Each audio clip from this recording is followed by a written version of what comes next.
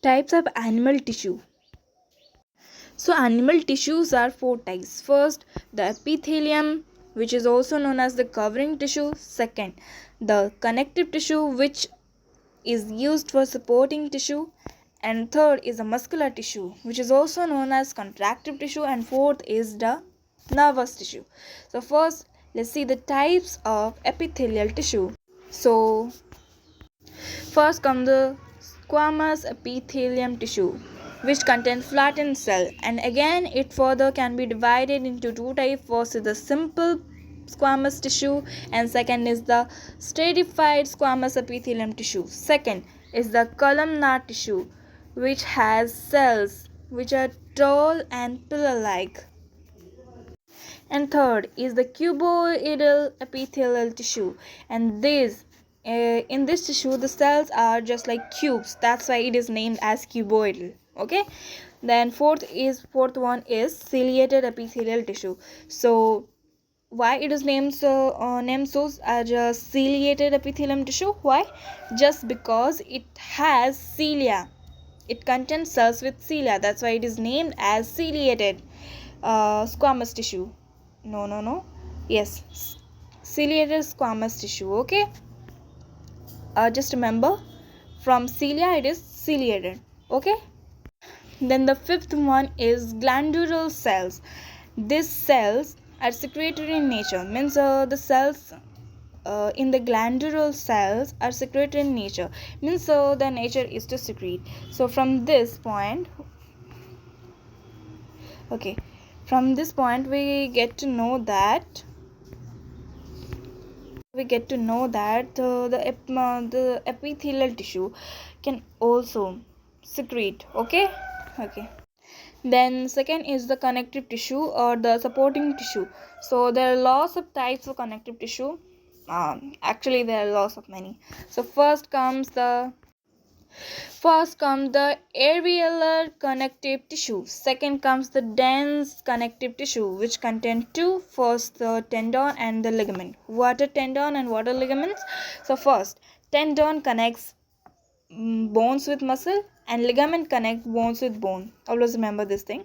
And in your textbook, the dense regular connective tissue is not given. Only the tendon and the ligaments are given. Okay, so don't ask it again.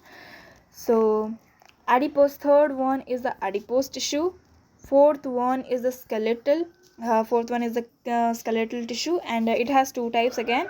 So first one is cartilage and second one is bone. Again in your textbook it is not given that these two are skeletal tissue, only it is given that the cartilage and bones are also connective tissue, but you have to remember that both the cartilage and bones are what? Skeletal connective tissue. Okay, and the fourth one is the fifth one is actually the fluid connective tissue, and it contains two connective tissues that are blood and lymph. Okay, blood and lymph. And the blood yes, and again the blood has four types, not basically the four types, it contains four types of blood cells. Okay, first is the plasma, it is the fluid content of the blood. Second is the RBC, red blood cells, which contain, I think, hemoglobin. Yeah, no, hemoglobin is the red pigment, right? RBCs transport oxygen, I think. And the third one is WBCs, which acts as a security guard. Okay, and the fourth one is blood platelets, which used to cover your wounds. Okay, and the third one is the muscular tissue, which is also known as contractive tissue. What in the sense it is known as contractive tissue? Let me explain you. So it is known as contractive tissue just because it helps in the movement, only because of the contraction and relaxation of the muscles that we are able to move. Okay, then let's see its types. There are total three types of muscular tissue. First is the striated, which is also known as skeletal and voluntary muscle. What in the sense it is known as striated? It is known as striated muscular tissue just because it has what? it has striations. And what are striations? Striations are dark and alternate dark and light bands. Okay. And why it is known as skeletal? It is known as skeletal because it is connected to what? It is connected to bones. Okay. And third one is voluntary muscle. So voluntary means under our will. These are known as voluntary muscle because we could able to control it on our own will. Like your muscles in your hand, is it moving on its own, or you are moving it on your will? Obviously you are moving it on your will. Okay. So the second one is muscular or unstriated involuntary muscle. What sense it is known as smooth, I don't know, it is not given in your textbook. And second one, unstriated, it is known as unstriated again because of the lack of striation. Okay. And third, it is known as involuntary or involuntary muscles because it is not controlled in our will. It means you are not controlling it, it is controlling on its own. Like the muscles of your eyelid. Yes, not the muscles of your eyelid, it is basically the muscle of your what?